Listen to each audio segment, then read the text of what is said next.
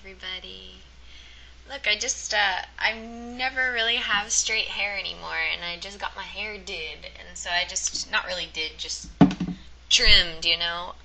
So it's healthier than the dirty mop that it was, and as I tied it back for a long time recently, but my hair is not what matters. It's just funny that I see it. I'm not really sure what's inspiring me to pick up the mic right now, but I trust it. And I suppose that there is something to come forward for all of us to hear and learn from.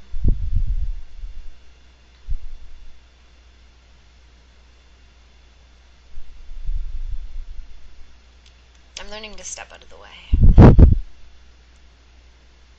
To truly trust the mind within me that joins all of us together in perfect harmony. I'm learning to trust the mind that is completely opposite to how we've previously viewed things, completely opposite as to how this world views things, completely opposite as to what has been a part of this physical world since the Big Bang began, or whatever you want to call it.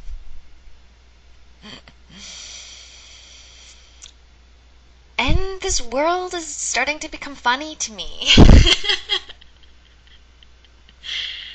I can no longer take it personally because I recognize the mind in which it was created from.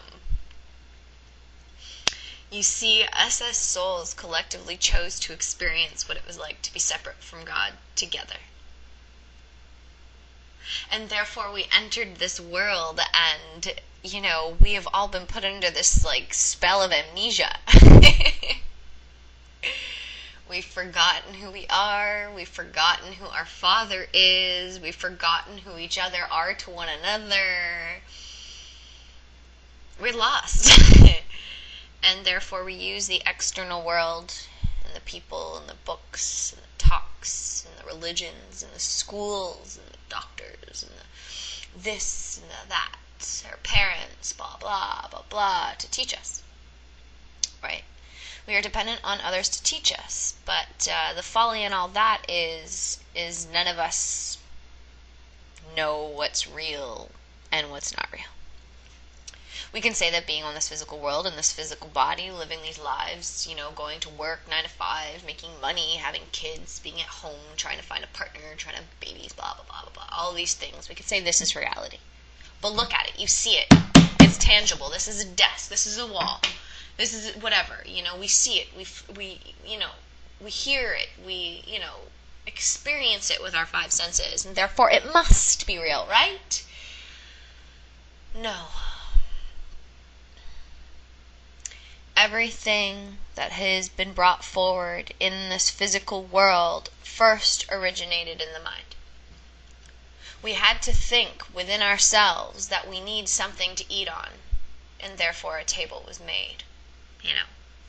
We have to think within ourselves, we need walls to build this home, and we need to know all the minuscule details about it. And where does this come from first? Our mind. We start to, have relationships with people, and we experience fights, and we experience bickers and anger, and, we feel not good enough, and we feel unworthy, and we feel, the sense of lack, and we feel that life is up and down roller coaster, and sometimes it's okay, and sometimes it's not okay, and all of these experiences. And the reason we believe that this table is real, and the reason we believe that we can be hurt by other people, and the reason that we believe that there's this sense of lack, and the reason that we believe that we are unworthy is because we are using the mind that is separate and opposite of our Creator. We are thinking with our thinking mind that consists of dualities, opposites. Up and down, right and left, black and white, good and bad, male and female. That's what this world consists of. right? And then us believing that we are physical bodies that live in this physical world, feel that we need protection and we need security and, we need a partner and, we want, we need, we want. And so we start to create this image of ourselves and the lives that we want to live. We start to put added emphasis on the importance of getting a job, of making money, of, finding a partner, like all of these things. And therefore all of our attention and all of our focus, first of all, goes on not repeating the past, and second of all, we're most probably worried about what's going to happen in the future because we don't know, right? And therefore, we start to create this life, this image for ourselves.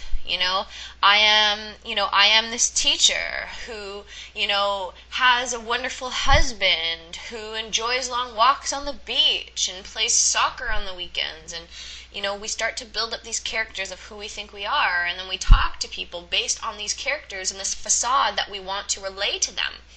But I don't know about you, but what I used to experience when I used the mind that was separate from God, what I experienced is that my personality would change depending on the person that I was with. That I would share certain things with someone and not certain things with another, and, it would be different. It would change, right? And the way in which I viewed the world was ever changing, that it was never stable, it was never constant. I never knew what was going to happen next. The world is made of chaos. We have to protect ourselves, have to, all of these things.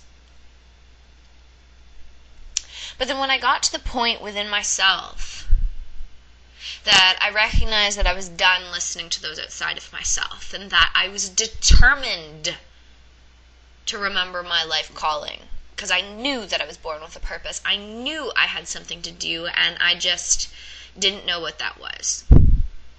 And as soon as I let go of everything that I thought that I knew, when I let go of everything that I thought that I wanted or needed, everything that I could have ever possibly wanted or needed came to me. Then instead of me being the one with the world on my shoulders, trying to juggle this and that and this and that, and going here and going there and going here and going there and doing this and doing that, my only focus has been within my mind. My only focus has been on the awareness of my thoughts. And the reason that this is so is because I recognized that if we are living out there, what am I going to do? Where am I going to go? How am I going to get a job? How am I going to make money? How am I going to get my partner? How am I going to do this? What am I going to do? How am I going to do? Blah, blah, blah, blah. Everything outside of us. When we're living like that, it is chaos. It is unpredictable. We are giving our power to the external world. We are saying that all of these things outside of me are real. All of these things outside of me are important. All of these things outside of me define who I am. And we lose our power instantaneously because we are thinking in the mind that is separate from God. And when you are separate from God, you're in that state of fear. Fear about what might happen or what did happen or, what could happen. Fear, absolute fear. And although it may not appear to be fear in all of its forms, fear is the all-encompassing. But then when we choose to not want to experience changeability anymore, not want to experience, doubt and worry and strife and, all of this shit. Sorry. When we are determined not to experience that anymore, what happens is we open and we make way for the truth to come to us. And this is what I was saying by being aware of the mind and by being aware of the thoughts. Right? Because every single thought that we have is powerful. Every single thought that we have is creative. Every single thought that we have is manifesting our life before our eyes. And either we can live our lives unconsciously and not know this truth and just allow life to happen to us, or we can be an active part in life and work with the universe and work with our powerful mind and use our mind as the tool that it is. When we are determined and willing to experience a life of absolute bliss, peace, joy, love, forgiveness, absolute abundance and happiness in all of its forms. When we are ready and willing to experience this, and only this, what happens is the lights go on. The lights go on within our mind, and it reverberates a vibration out into this world. And what happens with this vibration, it's your calling. You are calling out to the world to bring back upon you what it is that you need to learn, to teach, and to grow. Okay? And this is exactly what happened to me. And I didn't even know it. I let go, I surrendered, I released everything that I thought that I knew and wanted and needed, and I trusted the universal power that was around us. I didn't even know what this universal power was. And then from that moment onwards, I was carried by the divine. I was carried, and I watched the synchronistic events in my experience, and I watched how the universe would talk to me through different people and different things that I would see, different things that I would read, different things that I would catch. It first started out here. I started watching that as I became aware of what was going on in here, and I put out only those thoughts that I wanted to receive. That is what came back upon me. What we give, we receive. It's one and the same. And it's meaning from here, not materially, not, whatever has to do with this physical world, mentally, mind, our powerful, powerful mind, right? And then from this place of giving and receiving, what happened is I started to recognize that anything outside of myself that I think that I want, everything outside of myself that I think that I'm attracting, is not what brings me happiness, is not what brings me peace, is not what brings me abundance, is not what brings me any of this. So then I declared to accept nothing but would bring me what would bring me this perfect peace and this perfect happiness and this perfect joy that I can share with others. And what that ended up turning out to be was a remembrance of who I really am. And this remembrance of who I really, really am is exactly who we all are. And as I have accepted this truth, this atonement within my own mind, at one meant, right? When I've received this atonement within my own mind, I am now able to give it and share it to all my brothers and sisters who are willing to listen. And that is why I'm here. For me to remind you, which is also reminding myself, that we are children of God. And that we came from this powerful source to live here on earth momentarily, to experience what it's like to be separate from God. And then after this body gives way, we're going back up to source. So why not bring this power of source, this power of us as souls, this power of us as children of God? Why not bring it here to earth with us when we go on this journey? Why not remember it here and wake up? That's what this is. This physical world is a dream that we are all collectively dreaming together through our powerful, powerful minds. And we have a choice. We can listen to the mind that created this physical world who wanted to experience separation, or we can listen to the mind that is one with all of our brothers and sisters and one with God.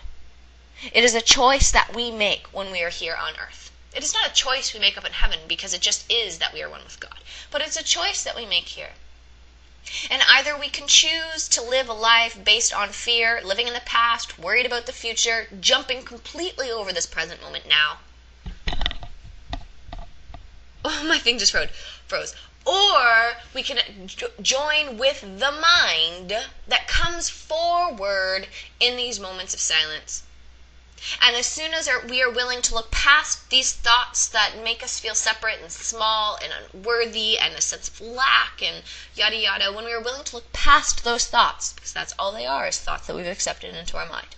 When we are willing to look past those thoughts and to reside in this place of openness and space, that is when the voice for God that is within my mind and within your mind and with all of our minds speaks to us. We must be willing and open to accept it. And when we are willing and open to accept it, magic happens. Actually, not quite magic. Miracles happen.